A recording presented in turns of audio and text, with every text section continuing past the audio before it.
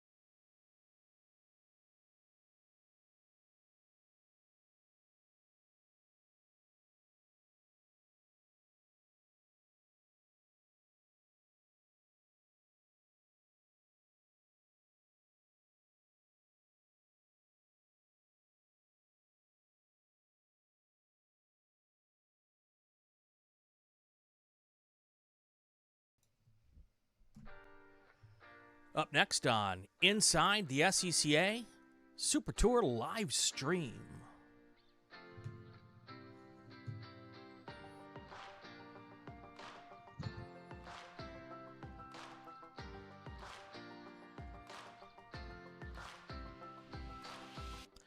Welcome to this episode of Inside the SCCA. I am Brian Bielanski, the guy in the bottom left or right, depending on if you're directionally challenged. You know him. He's Greg Ginsburg. He's been on here a bunch of times. The guy above him, not on here so often, but you see his handiwork 20 times a year on SCCA Official, Brendan Kazmarek. Hello, gentlemen, and I use the word gentleman very, very loosely in this situation. Of course you do. Good evening, Brian, or good afternoon, or whatever time it may be on your side of the country. It's evening. How you doing, Brendan? I'm good, Brian. How are you? It's good to be back. It's good to be here. Oh, my gosh, gentlemen, after 20 races, 777,000 hours of coverage, it felt like, qualifying, which we won't talk about, 20 races, 20 times 8, 160 races? Give or take, I think. It felt like At that point, who's counting? Yeah, a whole ton of races. and like at least 3 of them were in the dry. So yeah, the ones you weren't involved with. Yeah, the ones that you weren't involved with. A flood, a snowstorm, a hailstorm. I mean, what else did we go through? I mean, it was a lot of stuff and a lot of fun and all that other good stuff. 30 degrees at Sebring to start things off last season. I had to wear pants at Sebring. I went all the way to Florida, and I'm like, why am I wearing pants? Anyway. I was gifted a headlamp beanie for Christmas this year in anticipation of it being 37 degrees the first time I had to go out on track. Nice. So expectations have been set low. So the question is, were you gifted a set of waders? Waders. That pair of shoes has been burned and will not see action again. Well, and it took a half a season for them to dry out enough so you could burn them. Well, for those of you who had a chance to watch, hopefully most of our Super Tour coverage last year, you will know that we're talking about the varying weather conditions that we saw. I don't know that we had a single weekend that was like just sunny and clear. Portland was pretty clear. It was gorgeous in Portland. Yeah. 95 degrees. It was humid, but it was gorgeous. Yeah. So, but Brian, I was gonna say a good portion of that West Coast swing, whether it be Buttonwillow or whether it be Thunder Hill, the conditions were challenging for many people, including Brendan and the driver's eye staff. Well, it was more work for Brendan. I mean, you and we just sit up there in the ivory tower and get to talk about it all. He's the one that's got to go out there and do all the work in the weather. So, labor of love, Brian. What's that? Right. Labor of love. Labor of love. So we're back. I don't know. Did they invite you back, Brendan? Because they invited us back. Yeah, I've got some plane tickets booked. So, okay. I assume everything's good to go. Right. If not, I guess I get to see a couple hundred cars at Sebring next weekend. Yeah. In the flesh. But no, we're all set. I actually headed off tomorrow morning to head down to Homestead. Cool. For the Palm Tree Winter Majors, which are going to be live for the first time. Last year it was a test weekend for us, but we're going to get the ship back off the ground and headed in the right direction. I knew and we were out of dry dock to for a recurring theme. Not so much, actually. That's right. But yeah, absolutely. So of course the Palm Tree Winter Majors, not part of the Super Tour. Correct. But a lot of our competitors that go to Sebring really pair these two weekends together. And we feel that not only is it going to be a good way to shake the rust off for the drivers, maybe for Brian and I and Brendan as well, because we haven't really done this since the runoffs at VIR just a couple months ago. Speak for yourself. I did 2 more races in November. Actually, I did too. out west. And I know Brendan's been busy too with his other series that he does this for. So yeah, we're all good. Yeah. So what I wanted to do tonight was talk about, maybe a little reminiscing of what we did last year, but more so to look forward to what we've got coming up this year. And there have been some improvements, announcers notwithstanding. But you've got some new stuff coming for us, Brendan. What's new on tap that people are going to see at home? Well, I had planned to make a joke about the weather, but I think we've already covered that ground. So with any luck, that will be the first new feature. No, it's okay. Steal my thunder, Greg. It's fine. There are some things we can talk about, things that are going to come as a surprise. Okay. On the second weekend in January. Oh, you're such a tease.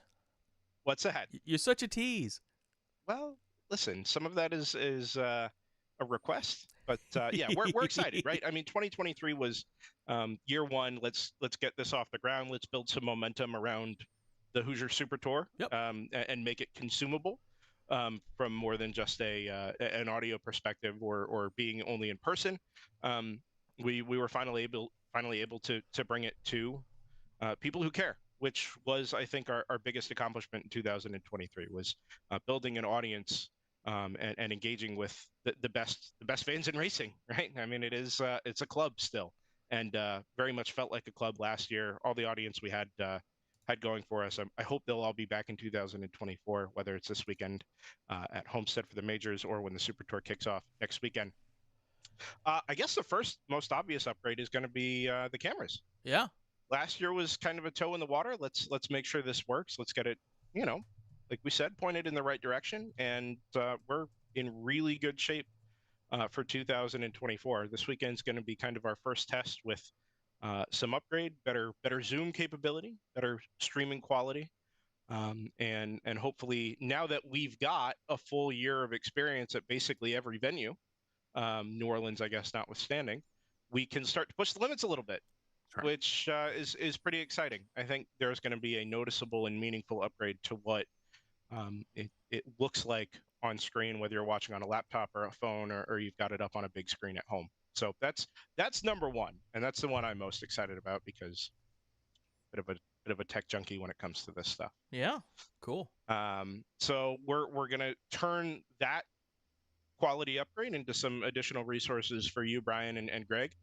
So we're going to have some new resources for you as commentators that you'll be able to dig into a little bit, and provide and tell the story to the audience that we've got for the Hoosier Super Tour.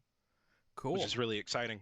New opportunities for fan engagement as well. And that is all I can say about that one. Oh. It's, it's funny, folks. They haven't even shared this with Greg and I. So No. I'm waiting. No. Look, we're going to end the podcast right now so that I can actually find out what's going on. Excuse us while we break into executive session for a moment. Exactly. Yeah. Closed session. It's going to be a lot of fun. It's going to be very cool.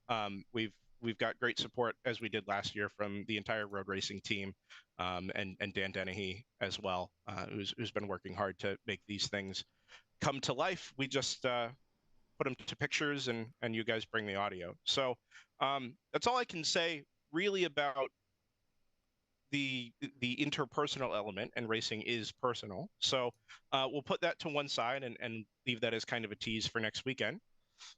Some new graphics. Cool. Which is exciting. Yep. We've got a new producer on board with us this year at Driver's Eye Live, which is he's been hard at work over the last couple of weeks to bring things together. And I think we're going to see an obvious and hopefully meaningful upgrade to the way that not just you and I consume the Super Tour, but the hundreds, nay, thousands of viewers at home over the course of the 2024 season. Cool. Any teasing as to what that might be at this point in time, or are you going to surprise us with that too? I'll tell you guys. I'm not sworn to secrecy for the people that need to know. We'd show up in the booth and just not recognize where the heck we were. No, that's what's going to happen. It'll look very familiar, like putting on an old jacket. It'll be great. All right. All right. Bigger jacket. Apparently, folks, Greg has had a really good holiday season, and right. the Thanksgiving and the Christmas dinners went down really well, and Greg's not been on the treadmill much. No, I have not. And he got new glasses, so people can stop calling us brothers. That's right. Anyway, and on the announce side, Greg, yes, we've got some stuff going on there as well. We do. You and I have made a big push over the last couple of months to brush up on all the drivers that are going to be joining us, and a big shout out to the folks at Homestead for sending out a thing to the drivers this week to get us some biographical information. I've spent, I got to tell you, probably close to 15 hours building a book this year on every driver that we're going to have in the series. And I may even share that with you, Greg, if I'm feeling generous. Well, thank you. I mean, I can't read, but thank you. But one of the things I wanted to do was do a better job this year of finding out more about the drivers and telling their stories. Because, we're a big family. As I always tell people, people come to what we do for the cars, but they stick around for the people. So, and I want to do a better job of doing that this year. So, yeah, and Brian, along those lines, and maybe I'll let one of those cats out of the bag. When you look at this podcast or listen to this podcast, you are looking and listening to the three people that are at the Super Tour to work the event, and we're on mic or doing all the technical stuff while racers are on track, and it doesn't give us a lot of time or opportunity to wander the paddock and get those stories that come up, once the event starts on many times on a Friday morning. Right. And, we're going to be working very hard with some folks locally that know the local racers, that know the tracks, that know the people, and will be able to walk the paddock and get that information maybe in a little bit more timely manner to us. So we're not reporting on things from Sebring at Buttonwillow a couple of weeks later. That's true. That's true. So I think we're gonna be able to bring you a lot more feel for the events because of the help of some great volunteers that are going to be on site helping. Right. And a couple things changing on the tour this year, Greg. We're going to a different location this year. We are, which I'm excited about, and I know my wife is because she's actually going to come to a race with us. Hey, the best 4 years I can't remember were spent going to college in New Orleans. So, is that a story that we want to share on this podcast, no, Greg, or no? But I was there the first year that I called the Super Tour back in 2017. We were at NOLA, and it was everything that goes along with that track. Certainly it's not downtown, but the West Bank, it's not that far away from a lot of the sights and sounds that go along with Nolans, and so it's going to be a very good time. Cool. So what do people need to know about New Orleans who may have not been there before? The racetrack. The racetrack. Thank you for saving me there. Yes. Some things that probably were just not consequential for what we're doing. NOLA itself, as you can imagine, with a track that is right at or below sea level, doesn't have a lot of elevation change to it. Right. There is a little bit of a swamp off on the side where there have been alligator sightings. Just subtle warning for you guys in smaller open wheel cars. Dinner. But it is a track that actually has some decent flow, but it takes a long time to get up to speed there. And I think it's going to be very challenging. The other thing that we're going to find is that time of the year. One, it's still somewhat cold there. Yeah. And as you always have in New Orleans, there is typically going to be high humidity levels, and I wouldn't be surprised if at some point during the race weekend the track ends up being slightly damp, creating more challenges for the drivers. Greg. Sorry, Brendan. Oh. So we also have experience at New Orleans, and one of the things I've always found most fascinating about it is it's a lot of high-speed, high-energy corners. Right. Yeah. That first sector is pretty technical, but outside of that, you've got a lot of long, medium to high-speed right-hand corners, being a clockwise circuit. And while it is not a particularly old circuit, the surface through most of the track is still the original. Portions have been repaved. Right. But especially if it gets warm at all during the course of the weekend, tires could be a very legitimate concern, tire wear. So I think more than maybe most venues we've been to in the past, that we could see some actual racecraft in that way come into play during the course of the weekend, which would be a lot of fun. Yeah, that is very true. Even back in 2017, the surface, when dry, is, as you mentioned, quite abrasive there. Yeah, and definitely a challenge.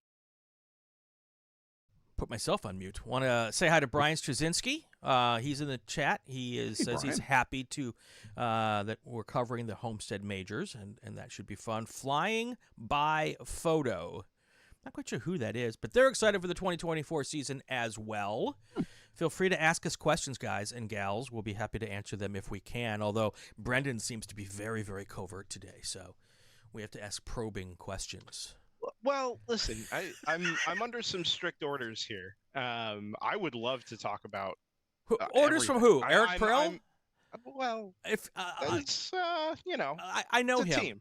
I've got a bottle of something that'll make him. I'll smooth it all Brian, over. you just have to ask the right questions. Oh, I'm not asking the right questions. That's a challenge. We're gonna find out, I think, sometime next week. But cool. Cool. I'm an open book when it comes to 2024. I honestly, I couldn't be more excited about getting back on the road. My wife asked me earlier today. She said, "Are you like excited about getting back on the road?" And despite my current I don't know if it's flu or cold or what, but apart from having to get on a plane at 6 o'clock tomorrow morning and get myself all drugged up, I'm really, really excited. It's going to be a lot of fun this year. I'm going to warn you both now, so you have a moment to think about it. We're going to come up here in a few minutes. I'm going to ask you what your best memory was, or a couple of great memories from last year. So I'll give you a second or two to think about it. And as we were starting the show, there was a piece of pre-show prep I forgot to do. So as I was looking down, it was not that I was ignoring my good friends here, but I just went through all of the broadcasts from last year on the YouTube. 163,000 views is what we're at right now, and of course those keep growing throughout eternity because people go back and watch them. But we're gonna work hard to get that up there this year. And I didn't think at one point I was hoping we'd get to 100,000 views. So I was really excited when the number crossed over 100,000 as I'm typing them in here.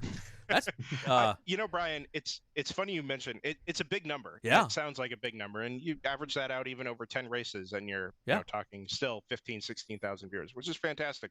But for me, it was the quality of the engagement and the passion that we got through the YouTube and Facebook chats over the course of last year. Sure. It wasn't just, silent viewers and people, throwing it up on a TV and sitting on their couch. It was people who really wanted to be a part of the Super Tour the way that the SCCA is a community. Yeah, absolutely. And I think we got that on display all year last year. And that more than anything, numbers are great, but quality is better, man. And, I look back at Brendan, I look back at, certainly folks like Brian and I think of I'll call him out, Russ Lundberg, lots of folks that were joining us every single weekend, to the point that we also had engagement from the EU that I can't remember his handle right now, but we had somebody checking in. Erwin from Denmark, because he shows up on your other broadcast too, doesn't he? Yes, he does. We got him a T-shirt. Nice. So, did you? SCCA, man, step it up. Love it. Erwin's got a collection to start. Absolutely, absolutely. So, and I'm going to work hard this year to be able to have some stuff to maybe give away to some of the people in I call them our associate producers. That's right. And they gave us great information and corrected us when we were wrong, which really only happened with Formula 600. Otherwise, we were never wrong for anything else for the rest of the season. Never once. But shout out to our Formula 600 watchers. They were very quick to correct me when I screwed up. And all of that. Also, Brian Straczynski just said, I can no longer say that I start every podcast by asking all my guests the same question. Well, Brian, when I have return guests, I don't always ask them the question a second time. So at this point, to say that, if you ask me that for the fifth time, it might be just slightly repetitive. So that's my retort to that. Ray Esports is joining us here in the chat. And Stevie Ray says he's looking forward to seeing some of the virtual drivers doing stuff on the racetrack. I am too, and a couple of them have really grown into really decent race car drivers. And one of them is going to be at one of them I know for certain is going to be at Homestead and Sebring, and that's Morgan Burkhart. I was going to say, Brian, don't steal my don't steal my moment. Sorry. We're doing a lot of that, it seems like. Yes, it does. Either that or we all come up with the same moment. I don't know. pretty much. So there's all of that. I'm excited about that. Any way that we can engage with the folks, at home is a lot of fun, and I hope to do a lot more of that this year as well. But yeah, it's pretty cool what we came up with. This thing hatched. What was this? You and I both heard about this first, I guess, back in like June or July of a year and a half ago, and to think of what we've all been through, and they were getting ready to do it again is pretty crazy. Well, I'm glad that the folks in the road racing department in the SCCA as a whole, and every time I listen to Mike Cobb give his quarterly address, the president of the SCCA, I'm so grateful that we have the support. And they like what we're doing, and I think, as you mentioned, with 160,000 views over 10, well, obviously now more than just 10 weekends over an entire year. I think that says a lot about how much people enjoy it, that they're not just watching for 20 minutes and tuning back out. Yeah, definitely. And I had just come up with, we have to thank, because it's one of us usually at the racetrack and Brendan, but there are a couple of other people who well, right there you go, completely destroying the there's no myth anymore. The myth is gone. The myth is gone, as everyone knows. Well, that's kind of one of the cool parts of how we do this, is that we're not always, one of us is typically not at the track, and we have a remote broadcasts system where we can broadcast from wherever. Typically it's at home. Our production hub's not at the racetrack, so this is all of the crazy awesome technology that we use to make it come into your homes as clean and beautiful as possible. But we also have some friends at the track who help us out, the Scots, who are responsible for getting all of our gear to every single race and schlepping it up, sometimes a dozen flights of stairs to get it to the booth, which we appreciate all of their help with. And of course, the road racing staff, which Greg alluded to, not only have they seemed to be happy with what they're doing, they provide us with a bunch of stuff as far as information goes and coordination, and of course it was their idea to kind of make this thing happen, so budget has something to do with that too, so we want to thank them for letting that happen. But it's a little bigger than just the three of us. It's substantially bigger than just the three of us. Yeah. This is an undertaking that isn't just obviously we love it and we get to take advantage of the opportunity to be at the track and experience racing in person, but there are more people behind the scenes that both do and don't get named over the course of race weekends that are a part of, like you said, bringing the Super Tour into people's living rooms. Two other things I want to mention, and that is there are we've got a lot of drivers out there who have cameras in their cars. And the broadcast, this live stream, is extremely better when we have the in-car cameras.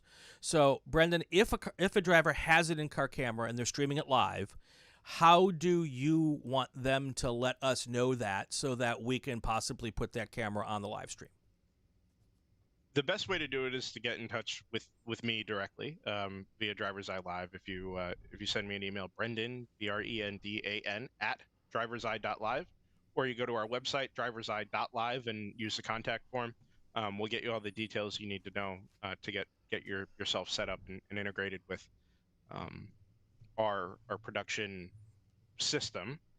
Obviously, there's some work to be done at the beginning part of this year, getting things back up online. But the goal is that by the time we get to Sebring, there should be enough cameras floating around that we, much like last year, get to add that depth back into the broadcast again. So feel free to get in touch with me directly, and we'll get you set up. Well, and it's pretty quick and easy. It's a great opportunity for those out there who are doing that to get their sponsors a little bit of time on the screen, because we put up whatever you give us, and if you give us a feed with your sponsor's logo on it, then that's going to end up on a screen. So it's a pretty good opportunity for that. Yeah, there's not too many places where you're putting 300 to 400 cars on track in a given weekend. Yeah. And naming and singling out sponsors and title sponsors and associates and all of that can be, it's not practical. Let's put it that way. But the onboard cameras are a great opportunity to showcase you, your team, your sponsors, and to get some more eyeballs on, the people and the things that support your racing hobby. Yeah, absolutely. Anything that comes to mind, Greg, for you that you would like to be able to get from our drivers or our people at home who are getting ready to help us out? Well, and I was going to say, as Brendan was talking about the in-car cameras, and I certainly would like to see that. I do want to just mention that somebody who has been, I think, very, very helpful, more than just helpful, but he's provided a system and has been a big supporter of ours over the last year plus. James Candelaria has had some medical issues, and from Candelaria Systems that produces the Sentinel system that a lot of the drivers use to provide in-car video to us, and he just was discharged from the hospital today and went home and want to after a heart transplant. Yes, a heart transplant, and he's already been talking to his doctors about when he can get back into a race car. Yeah,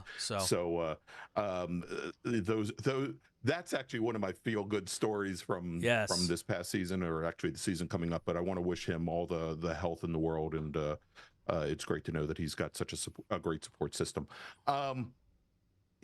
Brian, it's interesting. I've been talking to another racer that might be able to provide not just some video, but maybe some audio to us during the race weekend. At least one race weekend, we're going to maybe give that a try at Sebring. We'll see how that works out. But I think probably the biggest piece, and again, I love being able to, over these past number of years, be able to tell these drivers' stories more than just what they're doing on track. I want to know how they got into racing, why they got into racing, who has helped them along the way, those types of stories. And those are the types of things that Brian and I feed off of to increase the size of his novella from 300 pages to 600 pages coming up. You can send that information, if you have it, to Super Tour Announcers, that's plural, at gmail.com. And is certainly, I'd love to see and have more information throughout the season. Yep. And if you don't know what to send us, what information to send us, send an email to that email address, and I'll send you kind of a little template that you can just fill out and send it right back. And it's, we don't need to know your social security number or, your firstborn child. But if that firstborn child's a race car driver, we absolutely want to know about that. But yeah, no, it's all about the stories. And we enjoy telling that. So, what else is new? Is that have we covered it all, Brendan? Or so one of the neat things that we've seen, or we're going to see in 2024, we saw some shades of this at the runoffs. But the what used to be known as Spec MX5 Challenge now is the SMX class, is going to be a runoffs eligible class this year and is going to be part of the Super Tour. We're seeing a number of younger drivers come up, and whereas they might have gone originally from karting to maybe Formula F or Formula V, we're seeing them in the MX5, and there's a lot of support from Mazda this year, and I'm certainly looking forward to seeing how, having called a number of their races last year, both primarily at the regional level, that I'm looking to see how some of these younger drivers advance. But we've got a number of drivers that for example, Ethan Jacobs, I think Elio Massa, Cam Hibbett went through the process, Mazda's process, the same weekend where they were Mazda was choosing scholarship winners for MX5 Cup. They were choosing for Spec MX5 as well. And so we're going to see a number of racers, not just young kids, but I know now of a number of racers that are moving from some of the more traditional classes in SCCA to SMX as well. I think it's just another form of competition, as a nascent class is going to have an opportunity to grow. Yeah, there was a couple of names on that entry list at Sebring that I was a little surprised by, and I'm not gonna drop those names now, but I'll talk about them when we get to Sebring. One in particular is a name that has been around the SCCA for a very, very long time. Yes. And I'm still trying to get some 411 about why he's deciding to go play with this group of drivers. But it will be very interesting to see this mix of drivers in this new class as it grows here throughout the club. So. Yeah, I think one of the things that excites me most about Spec MX5 Challenge for next year becoming a national class and being part of the Super Tour is the fact that this is fully supported by Mazda Motorsports. Yes. Mazda is not known at any point for leaving their club racing competitors and commitments out to figure it out for themselves. But this class in particular, I think, is really gaining steam in a very healthy and sustainable way. It means double the Miatas for us, double the MX5s for us, which is Never really a bad thing. But the support is there from Mazda Motorsports, who's supported the Super Tour as well for a long time. And yeah, I'm really looking forward to seeing how those cars play with each other at the Super Tour venues, and then play with the cars around them as well. Yeah, it's a lot of fun. And I think also, it's just kind of the evolution of what the club does, and the club has constantly evolved since it started 75 years ago or whatever it was now, and this is kind of the next step. And one other next step the club is taking is the transition to using the Flagtronics equipment. Which I don't know exactly how well. I know how Greg and I are going to use it from an announcer standpoint. I'm not exactly sure how or when we'll be able to integrate that into the broadcast. Brendan's got this look on his face like, is he going to ask me this question? I don't know if I want to ask him this question because I don't know if he wants to answer it, but I'm going to ask it anyway. Are there going to be opportunities to integrate the information we get from Flagtronics into the broadcast?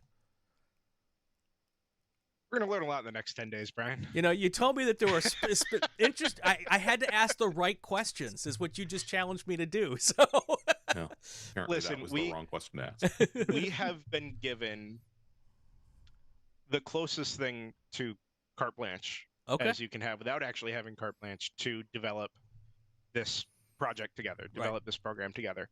The SCCA is providing us all of the resources that we could ever ask for at Driver's Eye Live to be able to pull this off the way we would want to do it and the way they would like it to be seen.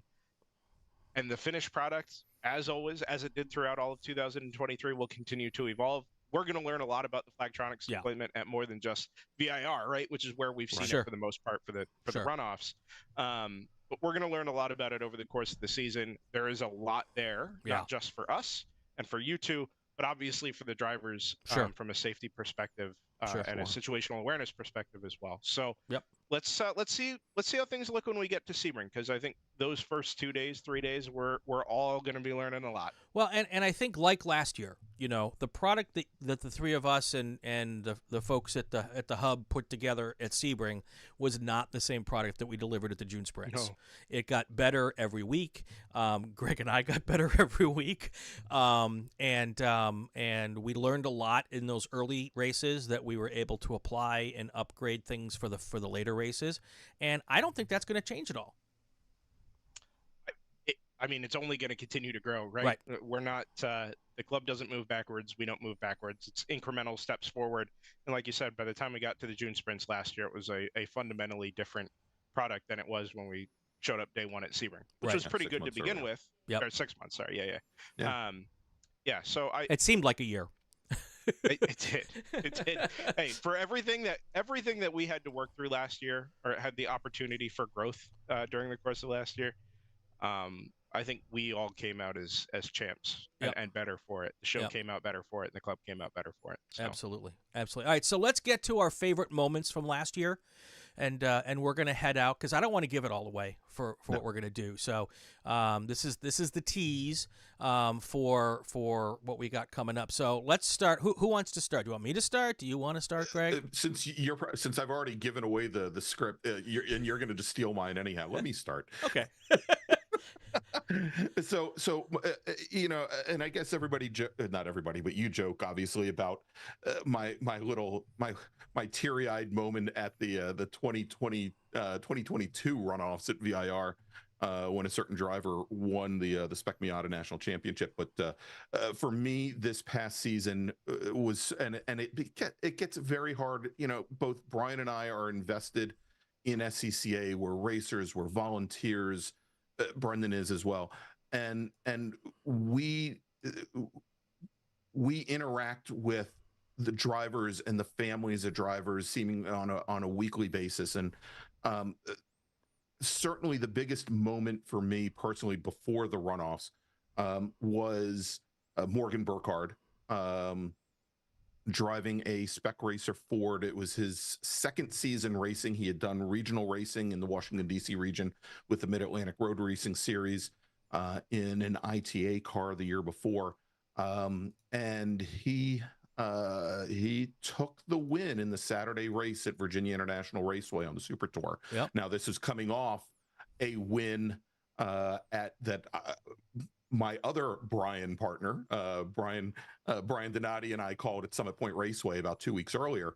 But taking that win and not as much seeing how he bathed in that glory, but his mother and his father, who I've Right. known now for 25 years, and they are racers and volunteers, and to see how they doted on their son for 17 years, and the fruits of all of their labor came Yep. true with that at that race. Well, I mean, I slept at the Burkhart's house when I flagged at Summit Point, so we both have a long history with that family, and one of those great SCCA families, and now in the third generation of members doing it. And we should mention, since it didn't happen on the Super Tour, but it happened at the runoffs, Morgan's parents were named Workers of the Year. It's in start this year for 2023, and then that was announced at the runoff. So, a big year for the entire family. Definitely. Brendan, what do you remember? What is the moment or two or three moments that really stick out, other than picking on Greg for the weather for the entire 10 races? Oh, no, we know who was at fault for the races, and it wasn't Greg. He'll remain nameless, but he knows who he is. Oh, Skippy. Yes. Cat's out of the bag. This is his problem to deal with now. Anyway, he made his bed last year. I'm going to give you two. I'm going to give you an on-track one and an off-track one. The on-track one first. I tend to be pretty romantic about racing. I don't know, for some reason it gets me, and I get it. And for me, as difficult as the weekend was, Sunday morning at Buttonwillow, we woke up probably 5:30, Brian, when you and I left the house to head up to the track. We got there 6 o'clock. It's the morning I almost died on the way to the racetrack. Right. We still had only half a circuit to play with, right? Yep. All the trials and tribulations we had Friday afternoon, getting cars on track. Saturday morning was a washout. We shortened the track. We let everybody figure it out, not just drivers on track, but timing and scoring had to move to a remote site. Barely had internet out there to be able to actually get us data. We had to move cameras around for a layout we hadn't prepared for. And we all woke up Sunday morning to a 5-car Spec Miata field. And it could have just been the start of a very long day. And it actually ended up being one of the best races I remember watching last year. It was Austin Varco, and I think it was Austin, and I forget who the second driver was. It was Evan Jacobs. I think believe it might have been. And you would know the names better than I would. Yeah, it was Austin, it was Evan, and oh shoot, I can't remember the third guy. But yes.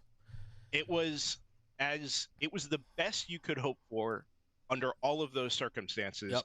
And even I think the best you could hope for under better circumstances. Sure. Just really sticks out in my mind as sitting up in the booth there with mud-clogged shoes and watching this all go down for 27 laps was just a great celebration of everything that we all went through at Right. Buttonwillow Super Tour last year. Off track, there's two. I was away from the SCCA for the better part of a decade. I had marshaled for a while, and in college, I had a career, changed careers, got back into racing, and my first weekend back at Sebring, there are so many people that reached out and said, "Hey, come find us," or made their way up to the booth to say hello, and almost emotionally overwhelming. It was everything I remembered and loved about the club from a very personal perspective, and I can't have asked for a better experience throughout 2023. That Sebring weekend, and then again at the June Sprints, which was a truly remarkable race weekend in just so many ways. But to see what the June Sprints still represents after, I think, 60 years, not just to the SCCA, but the community at large as well. I mean, the campsites were pretty full all weekend. Just two really great weekends that were about the people and about the experience as much as it was about the on-track action. Yeah. And I was going to say, Brendan, the Airbnb that you and I stayed with, we had a wonderful conversation with the homeowners and their son. Their son was in his 40s, I think, already, and giving us their times at the June Sprints back in like the 80s, and and how much that event and Road America as a whole means to that community around Elkhart Lake. Before this goes back to Brian, I just want to make one point there to what you just said, Greg. Yeah. The Super Tour as a concept, the one thing I learned last year is that we're not just filling out a 10-race calendar, right? These are races with clout and with interest. They're important to the regions that host them. They're important to the club at large. The Sebring weekend is one of the biggest we'll do all year. June Sprints has all the history, right? The Button Willow is Cow Club. I mean, this is Cow Club's big opportunity on the big stage. It's just... it is truly a representation of everything that is great about SCCA road racing. Yeah. Indeed. And I learned that in real time last year. Yeah. I'm going to cut. Well, before I get to my three, I would also say that in this year, the sprints become even, if possible, more significant because the runoffs are at Road America this year. And one of the things I noticed, well, I'm going to save this for the Sebring broadcast to talk about that. It's you can tell the runoffs are at Road America with a lot of the things that are happening right now, and I look forward to talking about that when we get to Sebring. So there were too many, I'm going to cop out here for a second, guys. There were too many good things, exciting things on the racetrack for me to be able to narrow it down to anything on the racetrack. But I've got three things off the racetrack that were my biggest moments of the year. I have been doing this since 1986. I know a crap ton of people in the SCCA, and I made some amazing new friends in the last year. And when you've been around as long as I have, you've been to as many racetracks as I have, to still find new people who are fun and exciting to talk to and meet was really my highlight of the year. And my second highlight of the year was the folks that were able to bring up to the booth to talk to us in the races. Some guy named David Hobbs showed up in our booth in Sebring. At Sebring, and I still get goosies just thinking about that moment. But we had Lauren Brellier, we had Scotty B. White, we had I'm going to forget somebody I already have, and I'm sure that will piss some people off. But all those people who've come up throughout the year and chatted with us in the booth to share their stories, that was fantastic. And then my final thing, it has to do with sheep. We didn't go to Sonoma this year, Larry. Larry Bryan. Well, Number one, we got it. Yeah. So, yeah, me being called Larry, that's very, very apropos because that happened about 1,000 times last year. Thank you, Greg. You're welcome. It only took us 43 minutes and 58 seconds for Greg to call me. I always called Larry Bryan. Well, there you go. I just figured I'd kind of flip it on its head before the season started. So we're at Thunder Hill, and we had to have a red flag because a sheep herder showed up on the wrong side of the fence to collect some of their sheep who were out there grooming the landscape. But that was the first part about the sheep. Now the second half of the sheep story is when the winter storm came through in whatever that was, May, and dropped down a half an inch of hail and sleet all over the racetrack. Seeing the sheep run trying to get somewhere away from the hail was so comical that it just, the sheep at Thunder Hill were one of the big highlights of my race year. and Brendan's just shaking his head. What, you were there? There are so many of those little moments every race weekend, right? Yeah. And some of them were bigger than others, but recounting 2023, you could extract one of those basically from every weekend. We had the giant fire across the highway at Hallett that burned for 6 hours, forgot about 8 that hours one. On the Sunday, right? But that's my point. Is these things happen every race weekend because I don't know, because of Skippy. I guess I don't.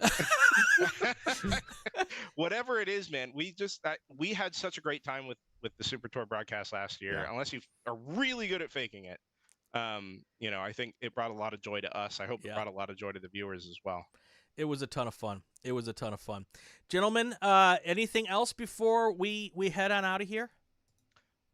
Programming note. Yes. Saturday and Sunday this weekend, January 6th and 7th, as I do some mental math.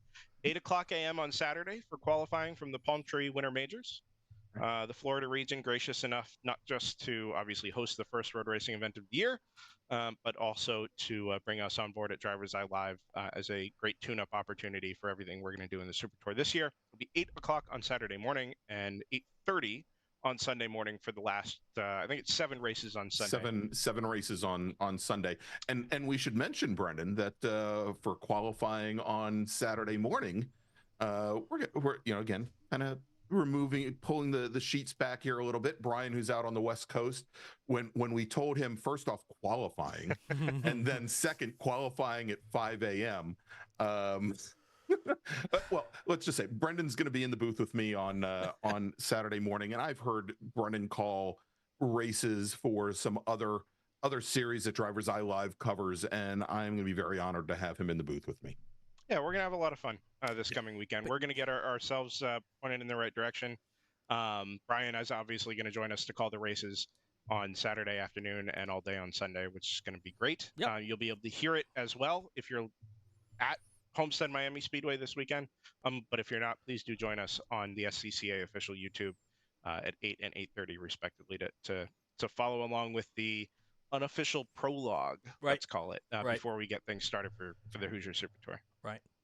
So I promised the audience last year that I had a new feature that we're going to do during the show this year, is doing a little news and notes. So this is non-Super Tour related, and I usually have a full screen. I'm not going to put it up over Greg and Brendan's faces, but we've already covered all of it. There's actually, I'm going to put it up for just a second. Yep, 8 days until Sebring. We've covered that part. We've covered the part that we're going to do the races live from Homestead. And then there's one other thing that just popped up today.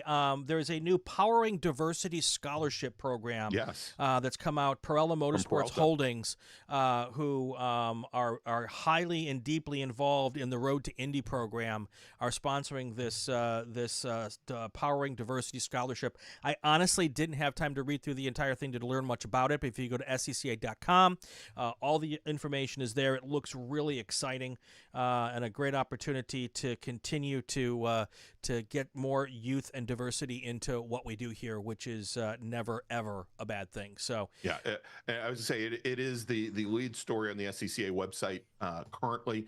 If you go to speedtour.net/scholarship, you can find out more information about that program. Exactly. And the other thing I was remiss, and you know what, I should have done this earlier.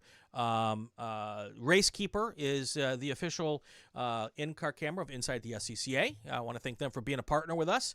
Love all of the stuff that they do for us. Also want to mention that Ray Esports is the official sim racing league of Inside the SCCA. So all the information about both of those are in our show notes, and check them out. And we really appreciate all of our partnerships there for that.